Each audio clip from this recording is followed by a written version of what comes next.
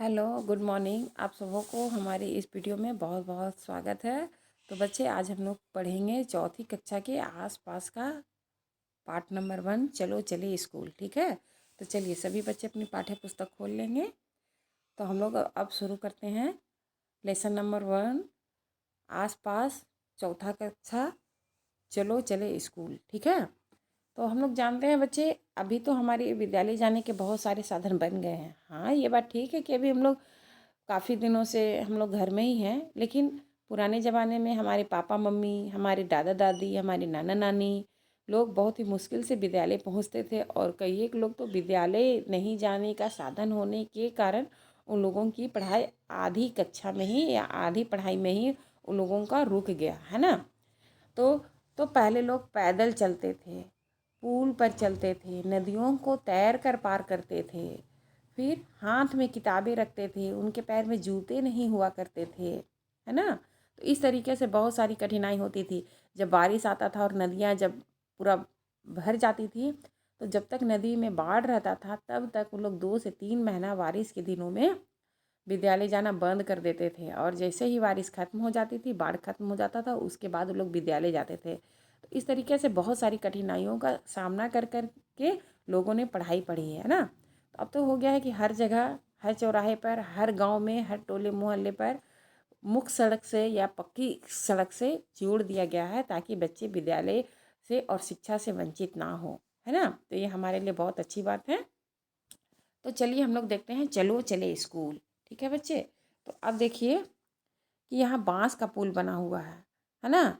बांस का पुल में आसाम में बहुत ज़्यादा बारिश होती है, जहाँ ज़्यादातर नदियों में बाढ़ आ जाया करती है। तो लोग वहाँ पुल बनाते हैं, और जहाँ पुल नहीं रहता है तो वहाँ अस्थायी पुल बनता है। और इस तरीके से बांस का पुल बना हुआ है ताकि विद्यालय में बच्चे अपने स्कूल में समय पर पहुँच सकें, है ना। तो यहाँ यहाँ लिखा हुआ है, हमारे यहाँ बारिश बहुत होती है, कभी कभी तो चारों तरफ घुटनों तक पानी भर जाता है, फिर भी हम स्कूल जाने से नहीं रुकते हैं। एक हाथ में किताबें उठाते हैं, दूसरे हाथ से बांस को पकड़ते हैं, और हम जल्दी जल्दी बांस और रस्सी से बना पुल को पार कर जाते हैं, है ना।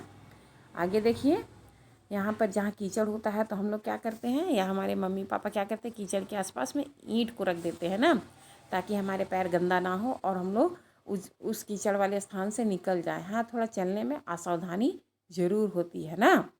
फिर देखिए, अपनी टीचर की मदद से 4-5 बांस को बांध कर एक छोटा सा पुल बनाइए। मतलब पुल किस तरीके से बनना है ये जानना है।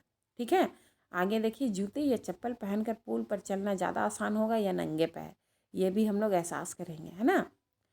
हाँ, आगे देखिए, लद्दाख पहाड़ी इलाका है, और एक पहाड़ से दूसरे पहाड़ पर जाने के लिए ट्रॉली का इस्तेमाल होता है। अब तो बहुत ही सेपरेट ट्रॉली बन गई है। ट्रॉली मतलब कि चारों तरफ से घिरा हुआ, चारों तरफ से पैक रहता है ना। अंदर में कुर्सी लगी होती है ताकि आराम से लोग बैठ जाए, डरे नहीं।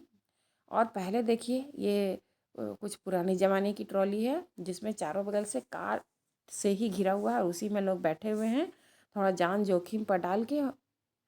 लेकिन ये इसको कच्चा ट्रॉली बोला जाएगा, है ना। अभी बहुत ही विकसित तरीके से ट्रॉली का निर्माण हो चुका है, जो देखने में भी सुंदर है। आगे देखिए, स्कूल पहुंचने के लिए हम रोज़ नदी पार करनी होती है, खूब चौड़ी और गहरी नदी। नदी के पार जाते हुए मजबूत लोहे की रस्सी होती है, ये दोनों तरफ से भारी पत्थरों या पेड़ों से कस कर बंधी रहती है।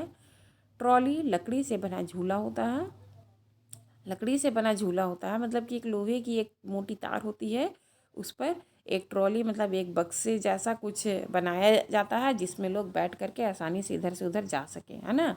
और ये रस्सी पर सरकती है, और हम 4-5 बच्चे एक साथ ट्रॉली पर बैठ करके नदी के उस पर पहुंच जाते हैं, जहां हमारा विद्यालय होता है। ठीक है, आगे देखिए, ये हम लोग अपना कार्यकलाप है, इसको हम लोग करके देखेंगे। ये कुआं है, कुआं में बच्चा है, 2 अलग अलग बच्चा है। एक बच्चा कुएं पर रस्सी से और अपने हाथों की मदद से पानी निकाल रहा है, दूसरा बच्चा घिरनी की मदद से पानी को निकाल रहा है। तो इन दोनों क्रियाकलाप को हम खुद ही करके देखेंगे। जिस तरीके से तीसरा चित्र में देख रहे हैं, एक छोटी सी बच्ची है, और एक रस्सी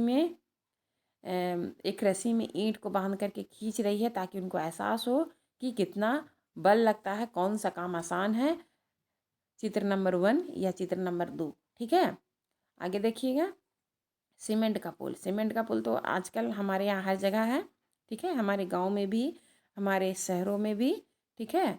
तो हमें कई बार कई जगह पानी पार करना पड़ता है, तब हम भी पुल से जाते हैं। और ये सीमेंट ईंट और लोहे की सरिये से बनी होती है, मतलब रड से बनी होती है। तो इस पुल पर चढ़ना उतरना बहुत ही आसान होता है, ठीक है। इसमें सीढ़ियाँ भी होती है। आगे देखिए, इस पर हमारा क्वेश्चन आंसर बनेगा। यह पुल बांस के बने पुल से किस तरह अलग है? मजबूत है ना। अंदाज़ा लगाओ कि इस पुल को एक समय पर कितने लोग पार कर सकते हैं। बहुत सारे लोग, गाड़ियाँ भी पार हो सकती है। आगे देखो, तुमने देखा कि कैसे बच्चे अलग अलग पुलों की मदद से उबड़ खबड़ रास्ते और नदियों को पार करके स्कूल पहुंचते हैं, है ना। आगे देखेंगे, अगर तुम्हें मौका मिले तो तुम कौन से पुल से जाना चाहोगे? बांस के पुल से, ट्रॉली वाले पुल से, या सीमेंट वाले पुल से? अपना एहसास ज़रूर लिखना बच्चा। आगे देखो, स्कूल जाने के लिए क्या तुम भी कोई पुल पार करते हो? वह पुल कैसा दिखाई देता है? इसको भी लिखना। अपनी दादा दादी से पता करो कि उसके बचपन के समय में पुल कैसे होते थे, ठीक है। आगे देखेंगे, अपने आसपास के किसी पुल या पुलिया को देखो और उसके बारे में बात करो कि वह कहाँ बना, पानी पर, सड़क पर, या पहाड़ों के बीच पर, या कहीं और। आगे देखो, अगला सवाल, पुल में कौन कौन पार करता है? लोग ही जाते हैं या जानवर और गाड़ियाँ भी? ठीक है, सभी कोई जाते हैं ना पुल से। क्या वह पुल पुराना सा लगता है या नया? ये भी देखो, जो तुम्हारे आसपास पुल है, पता करो कि वह पुल किन किन चीज़ों से बनी है। आगे देखो, उस पुल का चित्र अपनी कॉपी पर बनाओ, ठीक है। और ये भी सोचो, ये एक काल्पनिक है, यदि पुल नहीं होता तो हम किस तरीके की परेशानियों को झेलते। आगे देखो, केरल, ये केरल का चित्र है। बच्चा नौका से नदी को पार करके अपने विद्यालय को पहुंच रहा है ना।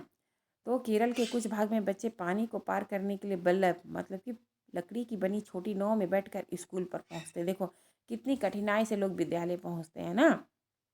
क्या तुमने किसी तरह की नाव को देखी है? पानी पार करके और क्या तरीके हो सकते हैं? आगे देखो, ऊँट, राजस्थान में सब तरफ बालू ही बालू होता है, तो लोग ऊँट वाली गाड़ी का इस्तेमाल करते हैं ना। क्या तुम भी कभी ऊँट गाड़ी या तांगे पर बैठे हो? कहाँ खुद चढ़े थे या किसी ने बैठाया था, है ना। आगे देखो, तुम्हें उस गाड़ी पर बैठकर कैसा लगा? अपना अनुभव कक्षा में बताओ। आगे देखो बच्चे, देखो एक गांव में बैलगाड़ी से सफ़र कर रहे हैं। मैदानी इलाका है, समतल इलाका है, और लोग बैलगाड़ी पर बैठे हुए हैं। क्या आप कभी बैलगाड़ी देखे हैं? देखिए, हम बैलगाड़ी पर बैठकर हरे भरे खेतों में धीरे धीरे निकलते हुए स्कूल पहुंचते हैं। तेज़ धूप या बारिश हो तो हम छतरियां खोल लेते हैं।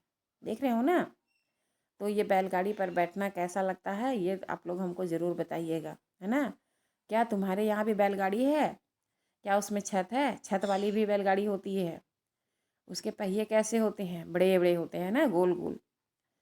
बैलगाड़ी का चित्र बनाओगे। आगे तो ये तो आप लोग के पास ज़रूर है, साइकिल की सवारी। सारे बच्चे साइकिल की सवारी किए हैं ना। तो यहाँ देखिए, हम लंबे रास्ते पर साइकिल चलाकर स्कूल जाते हैं। पहले तो स्कूल दूर होने के कारण कई लड़कियाँ स्कूल नहीं जा पाती थीं, पर अब 7-8 लड़कियों की टोली मुश्किल रास्तों पर भी पार कर जाती है। मतलब टोली इस तरह से बना देते हैं, और दूर दराज भी विद्यालय होता है तो भी टोली बना के लड़कियां, लड़के, बच्चे सारे स्कूल पहुंचते हैं ना। तो इस तरीके से साइकिल आके हमारे जीवन में एक नई क्रांति आई है। सरकार ने हमें साइकिल भी देना आरम्भ किया है, ताकि विद्यालय में बच्चे समय से पहुँचे। और साइकिल आने से विद्यार्थियों में, लड़कियों में, लड़कों में, बच्चों में एक नया जोश आया है ना। किसी पर निर्भर नहीं रहना, ना पेट्रोल भराना है, ना धुएं का झंझट, ना गाड़ी बनाने का झंझट। सीधा अपनी साइकिल उठाओ और अपने मंतव्य स्थान पर पहुंच जाओ। आगे देखो, तुम्हारे स्कूल में कितने बच्चे स्कूल से आते हैं? क्या तुम्हें साइकिल चलानी आती है? यदि हाँ तो किससे सीखी है? आगे देखो, यह है जुगाड़। ये एक मोटरसाइकिल है, उसके पीछे ट्रॉली जैसा बना दिया गया है, उसमें बच्चे जा रहे हैं, तो इसको जुगाड़ कहते हैं। मतलब दिमाग लगाकर ये गाड़ी बनाई गई है। हमारी गाड़ी का नाम है जुगाड़, या फटफट फटफट करती है ना। शानदार। आगे देखो, मोटर बाइक की तरह दिखाई देती है, पर पीछे से लकड़ी के पट्टे से बनी है। क्या तुम्हारे इलाके में इस तरह की गाड़ी होती है? तुम्हारे यहाँ इसे क्या कहते हैं? तुम ऐसी गाड़ी में बैठना पसंद करोगे? क्या तुम बता सकते हो कि इसे जुगाड़ क्यों कहते हैं? जुगाड़ पुराने बचे सामान के इस्तेमाल से बनता है। तुम भी कुछ चीज़ों के जुगाड़ से कोई नई चीज़ बनाओ, कुछ ऐसा बनाओ जो कुछ नया हो और यूज़फुल हो, ठीक है। आगे देखो, जंगल के रास्ते बच्चे विद्यालय जा रहे हैं ना, देख रहे हो ना जंगल कितना घना है। स्कूल पहुंचने के लिए हमें घने जंगलों से निकलना पड़ता है। कहीं कहीं जंगल इतना घना होता है कि दिन में भी रात जैसा लगता है। उस सन्नाटे में कई पक्षियाँ और जानवरों को अनाज से आवाज़ें सुनाई देती है ना, पक्षी और जानवरों की आवाज़ आती है ना। आगे देखो, क्या तुम कभी घने जंगल या ऐसी किसी जगह से गुजरे हो? अपना अनुभव लिखोगे। क्या तुम कुछ पक्षी को उनकी आवाज़ से पहचान सकते हो? पक्षियों की आवाज़ को फिर जानते हो? आगे देखो, ये है उत्तर पहाड़ी का चित्र। ये चित्र पर देख रहे हो ना, सारी तरफ बर्फ़ बिखरी हुई है, पहाड़ों में भी, रास्तों में भी, समतल इलाकों में भी, और वहाँ किस तरीके से लोग जा रहे हैं। आगे देखो, बर्फ़ पर चलते बच्चे। देखो हम कैसे स्कूल पहुँचते हैं, मीलों फैली बर्फ़ पर चलकर। हम हाथ पकड़ पकड़ कर चलते हैं, बर्फ़ पर पैर जमते हुए ध्यान से चलते हैं, जमाते हुए। ताज ताज़ी बर्फ़ में पैर धंस जाती है, अगर बर्फ़ जमी हुई हो तो पिछल भी जाती है। कितना मुश्किल है चलना ना। क्या तुम्हें इतनी ज़्यादा बर्फ़ देखी है? कहाँ, फिल्मों में या कहीं और? ठीक है, फिल्म भी एक ऐसा ऐसा एक हमारा जरिया है जिससे हम घर बैठे भी दूर दराज के जगह के उसका रहन सहन, उसका खान पान और उसका प्राकृतिक दर्शन भी हम लोग घर बैठे कर लेते हैं ना। हम में से बहुत सारे लोग तो हम लोग स्नोफॉल नहीं देखे हैं, बर्फ़ इलाका नहीं देखे हैं, राजस्थान नहीं देखे हैं, बालुई इलाका। तो ये सब हम लोग बैठ के टीवी में ही, फिल्मों में ही हम लोग देख लेते हैं ना। आगे देखिए, उबड़ खबड़ पथरीले रास्ते। ये रास्ते देख रहे हो ना, उबड़ खबड़ बनाया हुआ है, पथरीले है ना, पहाड़ी इलाका है। तो हम पहाड़ी इलाकों में रहते हैं, यहाँ दूर दराज से के उबड़ खबड़ पथरीले रास्ते हैं। मैदानों या शहरों में रहने वाले बच्चों को भले ही मुश्किल लगे, हम तो भागते हुए पहाड़ी रास्ते पार कर जाते हैं। चाहे घने जंगल हो, खेत हो, पहाड़ हो, फिर दूर दूर तक फैली बर्फ हो, हम बच्चे स्कूल पहुँचते ही जाते हैं। क्या स्कूल पहुंचने में तुम्हें भी कोई परेशानी होती है? ये बात ज़रूर लिखिएगा, ठीक है। तुम्हें किन महीने में स्कूल जाना सबसे अच्छा लगता है, बताइए। सावन के महीने में ना थोड़ा गर्मी ना थोड़ा बरसात, धीमा धीमा पानी और चारों ओर हरियाली। मुझे तो सावन के महीने में विद्यालय जाना पसंद है। आपको क्यों ऐसा लगता है, आप ज़रूर लिखिएगा, ठीक है। आगे देखिए, तो फिर मेरी चाल देखना। मैदान में या स्कूल में किसी खुली जगह पर जब बच्चे इकट्ठे हो जाते हैं तो नीचे दी गई स्थिति में तुम कैसे चलोगे? अगर ज़मीन ये एकदम गुलाब की पंखुड़ी जैसी हो, मतलब पूरा सॉफ्ट हो, मुलायम हो। अगर ज़मीन कांटे भरी मैदान में बदल गई हो और आसपास ऊंची ऊंची घास हो। अगर ज़मीन ठंडी ठंडी बर्फ़ से ढक गई हो तो आप कैसे चलिएगा? आगे देखिए, आप लोग किस तरीके से अपने विद्यालय पहुंचते हैं, और अपने पापा की मोटरसाइकिल से या साइकिल से या फिर बस से या फिर किस तरीके से, ये ज़रूर लिखिएगा, ठीक है। आगे देखिए, बच्चे लिखते हैं। बच्चे की कलम से, टेस्ट में फेल हो गए हैं तो 30 डंडे, टेस्ट में मस्ती की तो 15 डंडे, अगर होमवर्क नहीं किया तो 8 डंडे, नाखून दांत ड्रेस साफ सुथरे ना हो तो 30 दंड बैठक, और अगर टीचर क्लास में ना हो तो मस्ती करोगे तो 2 घंटे, एक पैर की बल पर खड़े रहना। अगर आधी छुट्टी के बाद समय पर कक्षा में नहीं पहुँचे तो 1 घंटे, तथा दोनों हाथों को ऊपर करके बेंच पर खड़ा रहना, है ना। ये लिखता है सागन मिश्रा, कक्षा 5 से, चकमक, है ना, देवास मध्य प्रदेश का बच्चा इसको लिखा है।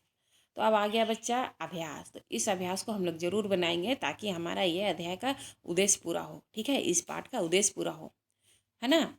आगे देखेंगे, तुम्हारे स्कूल में भी सज़ा मिलती है किस तरीके से? क्या तुम सोचते हो स्कूल में सज़ा होनी चाहिए? यदि तुम्हारा ऐसी किसी घटना से सामना हो तो तुम किसे बताओगे, किससे शिकायत दर्ज करोगे? क्या सज़ा देना गलत काम है या उस पर सुधार होना चाहिए? ठीक है, अपने सपनों के स्कूल का चित्र बनाइए, ठीक है। इसको ज़रूर आप लोग करिएगा, ठीक है। थैंक यू बच्चा, धन्यवाद आप सबों को मेरे इस वीडियो को देखने के लिए, बहुत बहुत शुक्रिया।